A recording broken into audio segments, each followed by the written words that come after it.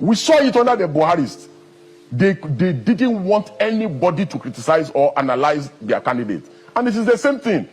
Mr. Peter was the one that put himself up to be president.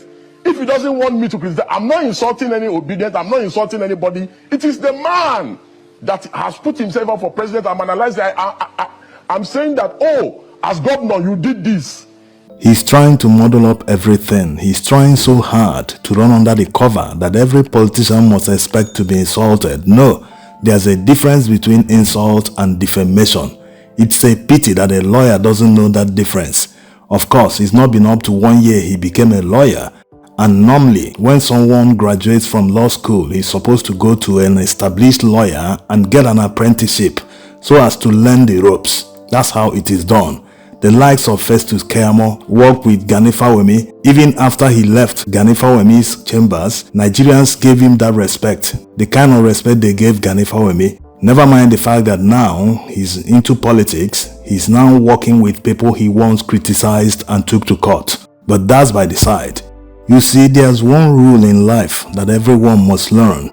If you for one reason don't like anyone, not necessarily hating the person, what you should do is never to make that person know that you don't like him. You claim not to like someone, but every day you are talking about that person, you're making tweets against that person, you're insulting the person, you're defaming him. And in one of the tweets, he challenged P2B to sue him if he ever thinks that all he has been saying all along are not true, that he has evidence to defend it in court. Now that his lawyers have served him demanding a retraction and apology, otherwise they will go to court, he's running around and granting interviews. He's supposed to assemble that evidence he claimed to have had all along. He's supposed to assemble them and meet them in court. That's what he's supposed to do. In that court, a judge will now decide if P2B is actually a fraud. Yes, that's what he called him several times. You see, making comparisons between P2B, Tinubu, Atiku Abubakar and other heavyweight politicians, there's actually a difference. When you make a claim, especially on social media in public, you must make sure that your claims are true because you are crossing a line. Just like the difference between insult and defamation. You can insult someone all you like, that person will just look away. But once you cross that line and start defaming the person has a right to go to court and challenge you. And if you're found guilty, you will pay for defaming the person's character. That's how it works. When people refer to Tinubu as drug lord or other things they call him, they can actually get away with it in a fair system because he actually forfeited drug money, $460,000, traced to narcotics trafficking.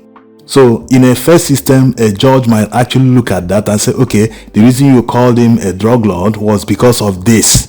Okay, maybe that passes or maybe not.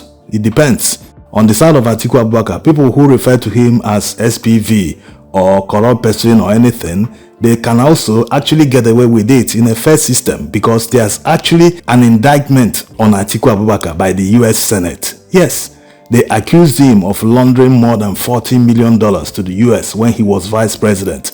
And Atiku Abubakar has also talked about SPVs, that's special purpose vehicles that people in government use for their slush funds. They set this SPV up and used to steal money, move money to that. And from that place, they use it as their slush funds that they use for campaign, anything they want. Not that it is advisable to insult people. When you insult people, it tells more about your character than the person you're insulting. It's better to engage in meaningful discourse, intelligent discourse, to agree on something instead of insulting each other. But people who insult someone based on a court judgment or anything that happened might actually get away with it. You can't really call it defamation because it happened. If a judge convicts someone for fraud, you can call that person a fraud because it happened. A court decided that. It wasn't you that decided.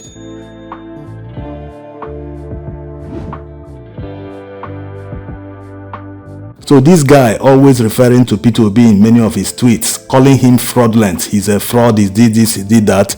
That is pure defamation.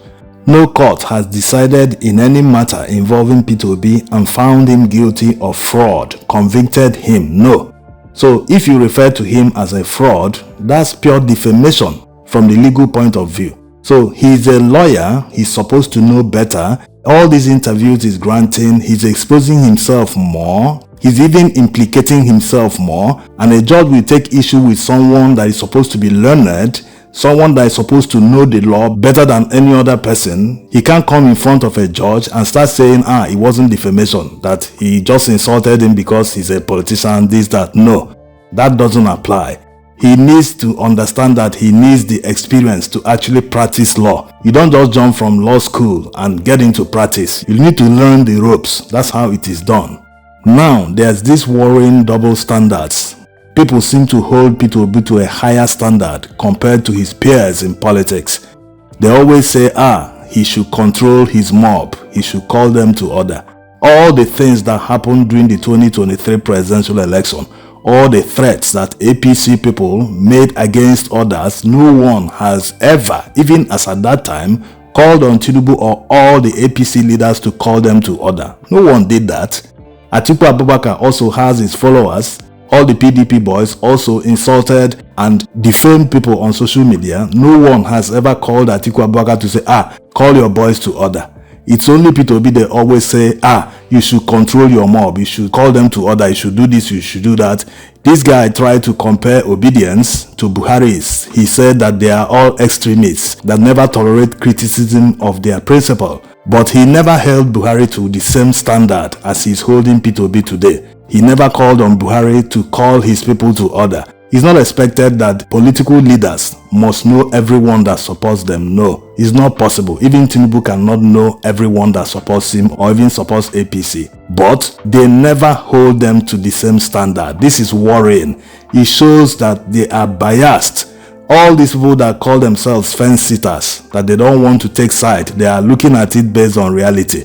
But at every turn, they prove to you that they are actually biased. How do you expect someone to know everyone that is supporting him? It's not possible. And to consider the fact that most of his support base are organic. Yes, he never went out telling people to follow me or do this, do that. People were simply attracted to him because of what they saw in him, how he talks, how he uses statistics to analyze many issues. This kind of person attracts people to him. This is the same man that people campaigned for using their own money. They ran things without even meeting him face to face, but they did it just because they truly believe in the man. Even Professor Wole Soyinka in one of his interviews was trying to tell Peter Obi to call his mob to order. Can you imagine? It's very laughable. Even if he knows all of them, he pays them monthly, he can't still control them. Take for instance a company. You are the MD of a company. Can you control all the staff? Some will still be obstinate and you will be forced to sack them because they always fail to follow instructions.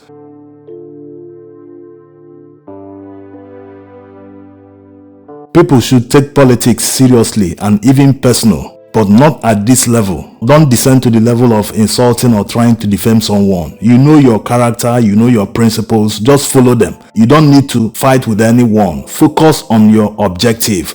If your objective is to change the people in power, focus on that. All the people around trying to agonize you or trying to distract you, they are mere distractions. If you don't give them the attention they need, they will fizzle out. That's how social media works. People try to provoke you in order to extract that reaction from you. But if you fail to react, they will fizzle out. That's how it works.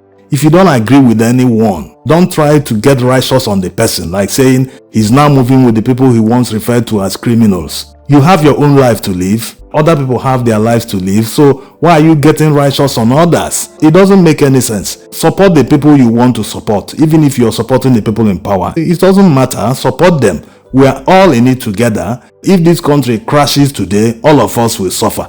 So anyone thinking that he's doing any other person good by supporting the person is supporting is mistaken. If the country works, it works for everyone. There's no way some people will not make money from a working system. No, except the person is lazy, he doesn't want to work. If a country works, it works for everyone. And if it doesn't work, it won't work for anyone. That's the reality. So when people engage others on social media and they are insulted, it's either they take that insult or they insult the person back, instead of transferring the anger to the person they are supporting. It doesn't make any sense. Did Peter Obi insult you? No, he has never insulted anyone on social media.